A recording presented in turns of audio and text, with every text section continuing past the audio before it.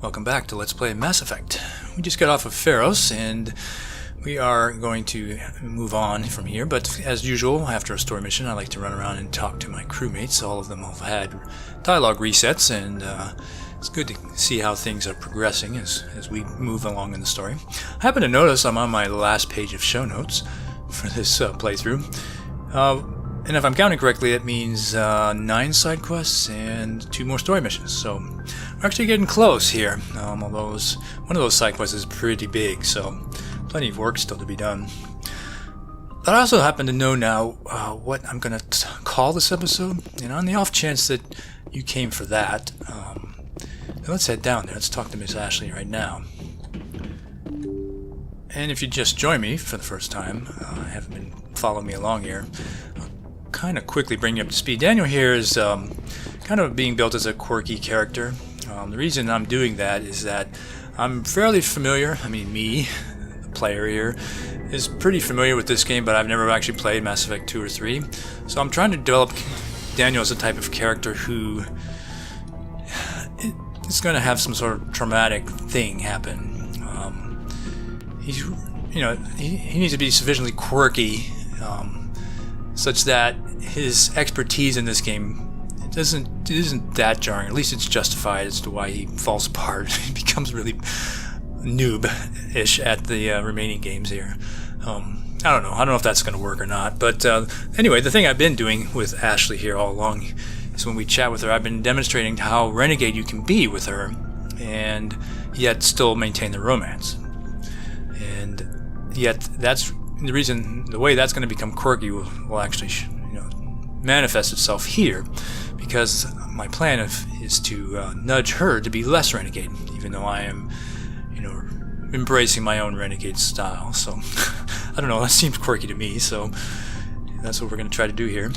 Anyway, hello Ashley. Hey Skipper.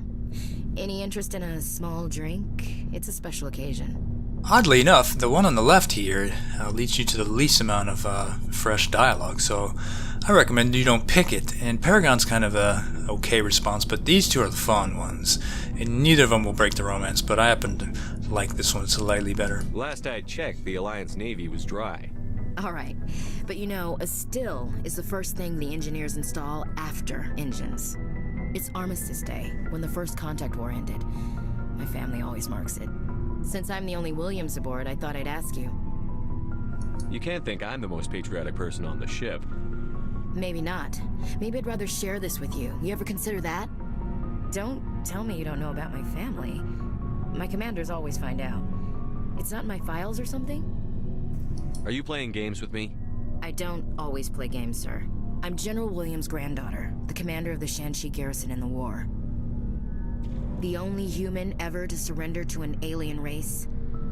So I see is the way the renegade option is actually written here, though what Daniel will end up saying is a little bit ruder than that, and it's not really Daniel the way I'm constructing him. But of course, how would I know this, right? All I can see is that it says I see, but still, so even though this may not be truly Daniel's way of thinking about this, sometimes Daniel picks these renegade options because it brings out the best in the NPC he's talking to, and that's certainly the case here. You're blacklisted because of your grandfather's cowardice. Cowardice. That's what the Terra Firma party calls it. I'm not gonna let our name go down with Arnold and Quisling. Granddad deserved better than that. Also be careful with this option here on the left. It kind of belongs with these others. It's almost like there's 4 right-hand options here, and they all progress the... So if you want to investigate, do it now. What happened to your grandfather after the war? He was relieved of command as soon as Shanxi was liberated. They brought him back to Earth in irons, but there was never a trial. They quietly demoted him and stuck him behind a desk. He retired a year later and spent the rest of his life working construction in the colonies. Sometimes we hear about attempts to get him exonerated in some official way. Nothing ever comes of them. As I recall, your grandfather held out for a long time. The Turians wrecked the orbitals in the first wave and occupied the major cities. They sat in orbit, dropping rocks on anything that moved. Granddad dispersed the troops, but when they went into the cities for supplies, the Turians would wreck a block to eliminate one fire team. Civilians were dying, his troops were starving, and he couldn't contact Alliance High Command. So he surrendered the garrison. It is interesting. That's one of the reasons I love talking to my squad mates, because if you run around with Garrus, you think everything's hokey-dokey with the Turians, right? That everything's fine, everybody gets along. But it wasn't all that long ago when they were our enemy, weren't they? Sometimes you have to fight to the bitter end. You plan to bail if Saren gets the upper hand? No, sir. I'd die to stop him if that's what it takes. Him and anyone else who tries to screw with the Alliance. So, you still interested in me? Baggage and all? You're a difficult woman. Hard to read, hard to keep in line. Awfully smug, Shepard. What makes you think you can keep me in line? But hey, once we save the galaxy, maybe the Alliance will get its act together. Start acting like an actual government. Alright, and the moment of magic for this particular conversation is up here in this Paragon. This is where you begin the process of trying to nudge her to become more Paragon. These two are really kind of short, and just basically you're in agreement with her. But let's nudge her. The Alliance isn't perfect, but it does well enough. Have to disagree with you there, Skipper. Giving aliens the run of our most advanced ship? Kowtowing to the Council? So you think my letting aliens on board was kowtowing to the Council? That came out wrong. We may not always agree, but you get the job done for the Alliance. The Council races will always think of themselves first. It's human nature. We can't afford to trust them, not if the survival of humanity is on the line. And here we are at the moment where we can actually do the nudging. Yeah, you need a charm or intimidate option here. You need 4 points of intimidate, and I only have 3. Or you need 4 points of charm. So it's not too difficult to nudge her along here. This down here on the lower right, this is the one place where you can proceed to the ability to break off the relationship with her. You have to pick this one, and then you have to renegade on the next one, and that will end the relationship if you want that. These two will both basically you end up saying okay, let's not go further than this, but you don't end up hurting the relationship, and you also end up not, of course, nudging her more Paragon. Ash, you believe in God, an infallible, all-knowing creator with a plan for the universe. You think the diversity of views in the galaxy wasn't part of that? I don't know what God intends, Shepard. I don't think humans have some divine mandate, if that's what you mean. I don't think we're superior. Humans are at their best when confronted with a problem. This crew proves that. Maybe the Council's opposition will inspire us to be better. Well, that's... I guess I never thought of it that way. All big picture, I mean. It doesn't make what happened to Granddad any better, though. I'll pull strings to keep you under my command. I don't hold your family against you. You'll get what you deserve. The brass will think I'm trading you favors for promotions. My favors don't come that cheap. You have to do better than that to keep me by your side, Shepard. I have a feeling things will come to a head soon. But don't worry, Shepard. I'll protect you. And that's that. So yeah, we did not damage the relationship in any way there. And she is now thinking, big picture. That's the way the Paragon nudging goes here.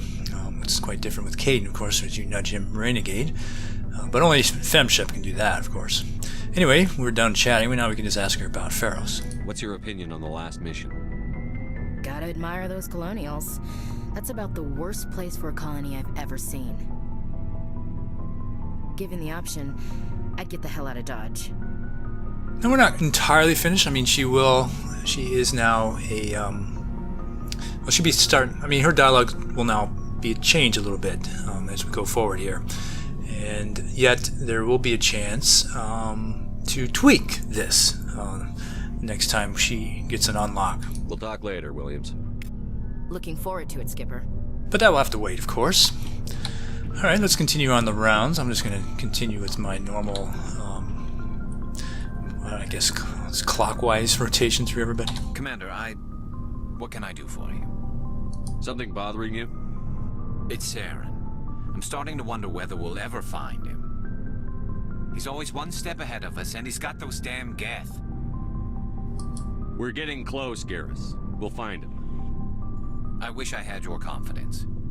I just can't stand the thought of him getting away with everything he's done. I know you're doing everything you can, And if anyone can catch him, it's you. But if there's anything else I can do to help, anything, just tell me what you want me to do, and I'll do it. I understand your concern, but we'll find him. Just make sure you're ready to go when we do. Yes, sir. I'll be ready. Can I ask you something, Commander? What is it? Are you worried that the Council might be protecting Saren? I mean, they were really dragging their heels before. What if we find him, bring him back to the Citadel, and they refuse to act? I get the feeling this isn't a question. Speak your mind, Garrus. Well, maybe we shouldn't give them the chance, Commander. In my opinion, Saren's too dangerous to be kept alive. Too much could happen. He could escape, or the Council might let him go. If we find him, when we find him, I say we make sure we stop him permanently. And once again, we have a choice of either embracing his renegade style or nudging him to be more Paragon, which we've been doing all along here. With Garrus, it's spread out throughout the whole game, whereas with Ashley, it's all packed into one conversation. But the game is keeping track of these, and as long as you have a high enough score one way or the other, then Garrus will be able to make a comfortable decision about his future. If you're flip-flopping on him, he'll end up being rather confused, and it's kind of bizarre to see him that way, but anyway. If Saren won't listen to reason, if he forces my hand, I'll kill him in a heartbeat, but only if it's absolutely necessary. But what's the point in keeping him alive? It just gives him an opportunity to escape or convince the Council to listen to him. And what about the Geth? They might try to free him. We know more about Saren's plans than anyone, but what do we really know? If we just kill him, we lose the chance to find out. Yeah, I see your point. Do you really think there's more to know, other than the fact that he's a raving lunatic? Maybe, maybe not. But it's not a chance I'm willing to take. Yes, sir. Alright. We have a ton of money, and of course, the stores are easy stock, but I'm going to do that later when I come back down here. Sort all my inventory all at once. There'll be plenty of that to do. There's nothing new here. Except Tali, hello. It feels like we're getting near the end, doesn't it, Shepard? With Saren, I mean. It won't be much longer. One way or another, it'll all be over soon. You'll find the conduit before he does. I know you will. You have to. And after this is all over, when my pilgrimage ends and I go back to my own people, I'll be proud to say I was a part of it. We couldn't have done this without you, Telly. You've been good to me. A lot of people treat Quarians like second-class citizens. They just want us to go back to our fleet and disappear. But you've treated me just like everyone else on your crew. Like an equal. That means a lot, and it says something about you. Whatever happens, I just want to say thank you for that. I'm gonna miss you when you go back to your own people, Tally. That won't happen for a while yet. I'll be right here anytime you need me. Alright, and we've already gone through all these options, so we're done here. I should go. See you later. I don't think she has any more major unlocks of conversation, although I think she has some. There'll be some things, some unique dialogue with her. Let's see, do I want to? Yeah, let's go ahead. Never a dull moment with you, Shepard. You ever go on any missions like ours before? Saving the galaxy from certain destruction? No. But I've had my share of adventures. Do you remember any that stick out? A few. I remember one time I was hired by a Volus diplomat. What an ass. I guess even politicians have need of mercs from time to time, huh? Time to time. If it wasn't for politicians, I'd be out of work. They're always looking for ways to get ahead. This one was no different. He wanted me to erase his past. Get rid of an old friend who knew too much. Huh. His old friend turned out to be an Asari commando. Were you afraid of her? What? No. Alina and I were old friends. Sort of. We met when we were both contracted to kill the same Turian. Neither of us wanted the other one to get him first. We spent more time fighting each other than tracking that Turian. An Asari Commando mercenary? That's unusual, isn't it? I wouldn't say it's unusual. Mercs come in all shapes. Anyway, when I told Alina about the diplomat's contract, she and I had a good laugh about it. So what did you do? Well, I was going to lose the contract, but I respected Alina. In the end, I let her pick the location where we'd fight. She chose some old Solarian space station overrun with mercs and smugglers. That way we didn't have to worry about hurting any innocent bystanders. She always was a bit of a softie. What happened on the station? What didn't happen? For 2 days I chased her through that station, used my entire store of ammunition, had to kill a bunch of mercs and use their crap weapons. By the 3rd day, the station was barely holding together. The mercs were dead or gone, life support was failing, but I had her. She'd locked herself in the med labs. She was trying to patch herself up. Damn tough, that one. Then just when I thought I had her, the station's core went critical. Barely made it back to my ship in time. I assume the Asari Commando didn't make it? I watched the station from a distance. I never saw her leave. And when that place blew, there was nothing left larger than a Turian's right nut. So I headed back to the diplomat to give him the good news and collect my pay. But before I got halfway there, Alina sent me a message.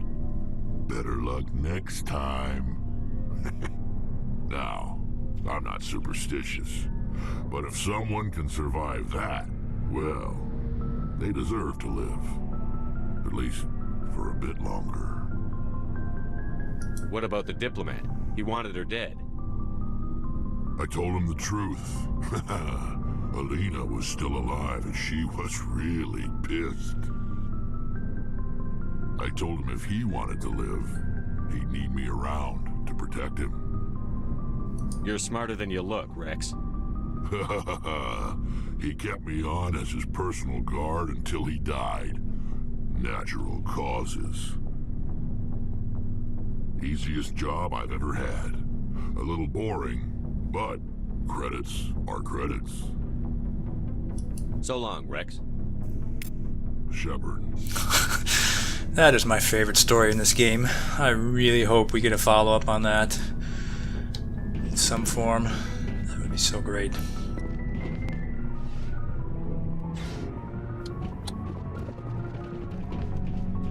Hey, Caden.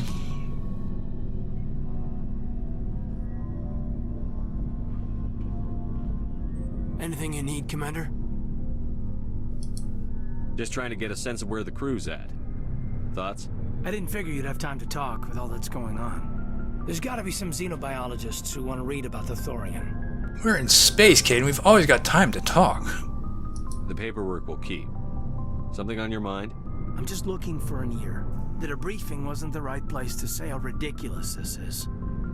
Seems like every other race in the galaxy is wrapped up in their own problems. They don't want to see what's coming. So can I guess this will add to your resentment against aliens? Resentment? Against aliens? I'm not... What makes you think that? I'd think you'd carry a grudge over the crap you took from Vernus. Before I met Vernus, I knew as much as any other civilian. Aliens were weird, superior, and tried to tell us what to do. I mean, it's only been 26 years since first contact. That's not a lot of time to understand them. But it was Vernus who made me see how human aliens are. They're not different or special. They're jerks and saints, just like us. Hell, by the time I got payback, I didn't even want it anymore. I'm glad to hear the bastard got what he deserved. He didn't deserve... He hurt Rana. Broke her arm. She reached for a glass of water instead of pulling it biotically. She just wanted a drink without getting a nosebleed, you know? Like an idiot, I stood up. Didn't know what I was gonna do, just something. And Vernus lost it. beat the crap out of me, kept shouting how they should have bombed us back to the Stone Age. And that's when the knife came up.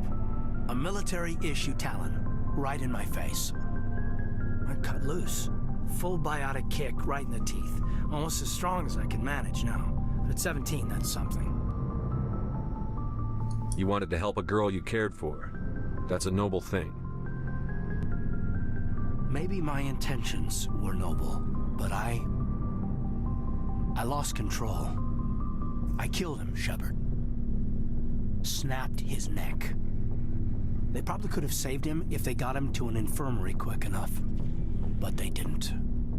Caused a stir when they shipped him home. Bot training was shut down. Kinetics folded a couple of years later. So, yeah, maybe I hated that Turian. I mean, if one ass was enough to judge a whole race, I'd hate humans too. And this is where Femship would be able to nudge Kaidan to be more renegade through this option here, although it's worded differently with her. And if we picked it, it wouldn't do that effect at all, so A reasonable stance.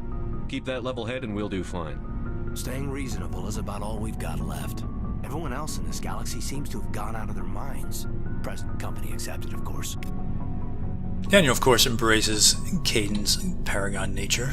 Thinks that is an asset in the team. And I think that's the end of the kinetics and bot training story with him.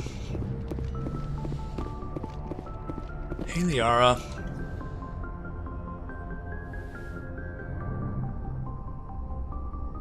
Commander, are you coming to check up on me? I just want to talk. Of course. I get the feeling you want to ask me something, Commander. I like talking with you, Liara, no matter what the subject. Then let us talk about you. Are you okay? I'm not sleeping well. The visions keep me up at night. I wish there was something I could do to help you. You need to be at your best, Commander. The crew relies on you for leadership. It can be a heavy burden. I can handle the responsibility of command. But if I don't stop Saren, the entire galaxy gets wiped out. I'm sorry, Commander. The last thing you need is someone constantly reminding you of how grim things are. Is there anything else you would rather talk about? Unfortunately, she never gets any more options over here on the left, so her conversation peters out kind of quickly. I should go. Goodbye, Commander.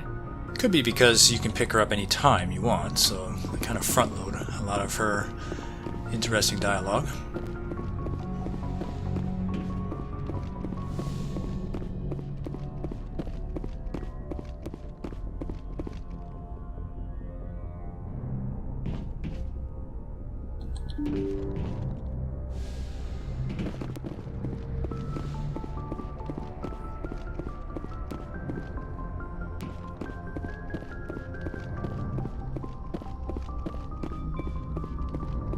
Hey, Commander, next time we touch down, let's try not to park the ship in a colony of mutant zombies. Just thinking out loud here.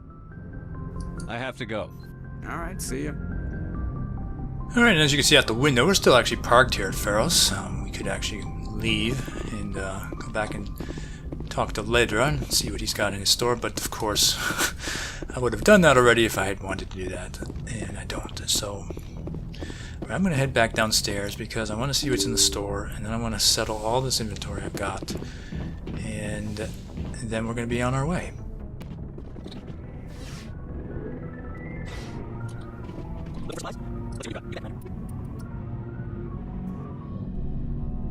And nothing worth jumping up and down for.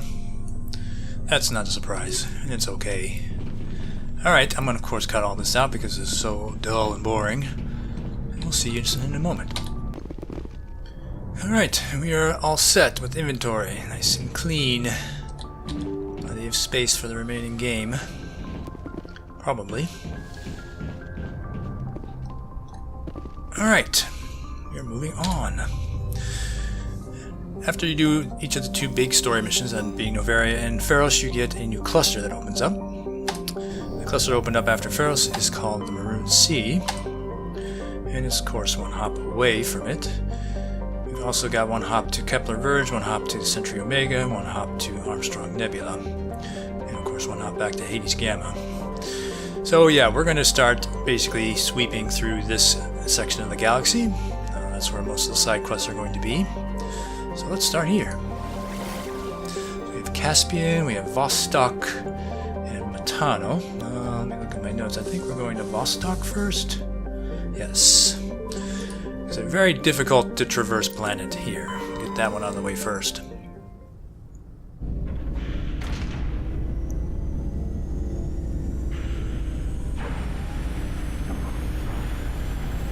Hi, Feros.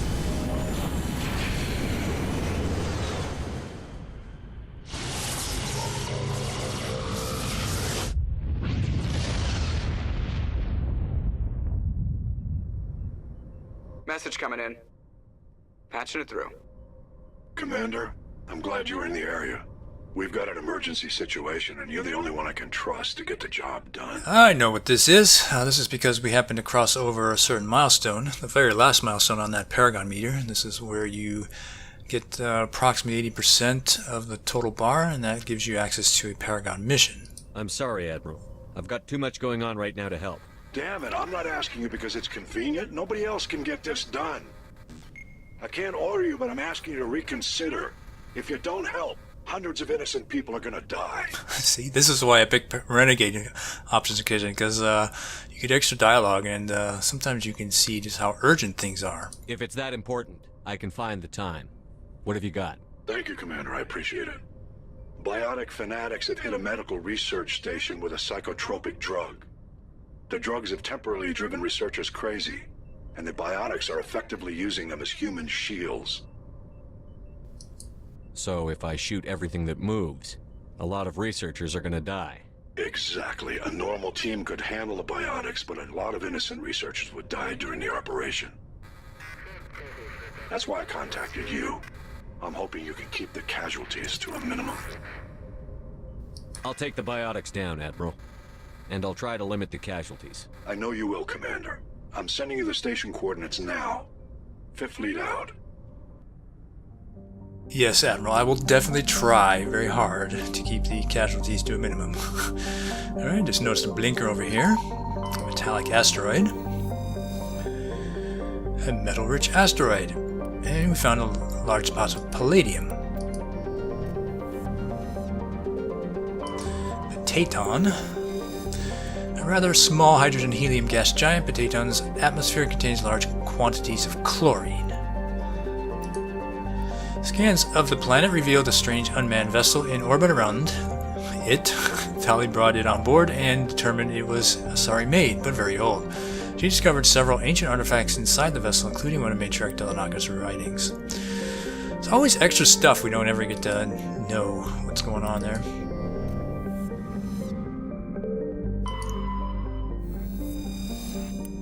The geological properties of Alco have been scanned from orbit, but little else is known about it. A fairly typical mix.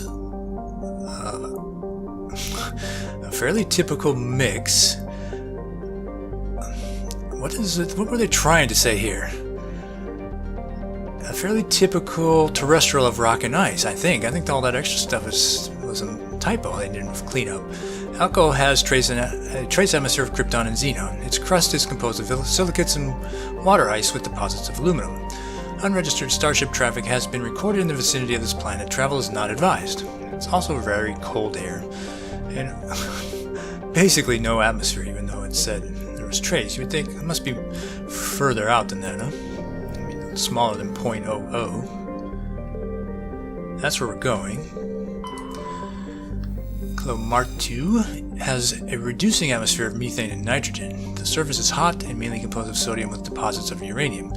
In terms of size and orbit, Clomartu is a virtual twin of Earth but utterly lacks life.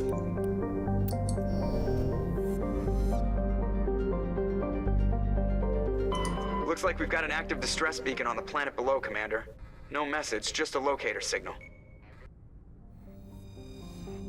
Alright, Notacrux is a verdant world with abundant water, temperate climate, and a thick nitrogen oxygen atmosphere and a rich ecosystem. It would seem to be perfect for life. The relatively high percentage of oxygen makes humans feel energized and alive, though it has also allowed insect analogs to grow to frightful sizes. Which means they go from energized and alive to panic-stricken and ready to leave. Unfortunately, Notocrux is a case of almost not quite. Thunderstorms are as common as on Earth, but in Notocrux's thicker oxygen-rich atmosphere they are deafening and spark constant wildfires. More damning, however, are the large and ubiquitous tufts of pollen that float on the high-pressure air. In humans and other oxygen-breathing species, they cause severe or lethal allergic reactions. That's fairly unpleasant. Temperature is exactly the same as Earth, though. And of course, this is where we're going. Okay, who do I want? Tali, I haven't seen you in a little bit. Yeah, Tech should be fine for this mission. I mean, I have all the biotics we'll need here, probably, so... Yeah, plus a couple of, a sniper and a shotgun with high explosive rounds. Sure, this should be a good time. You can take a guess as what kind of enemies we're going to face here, coming out of Feros as we have.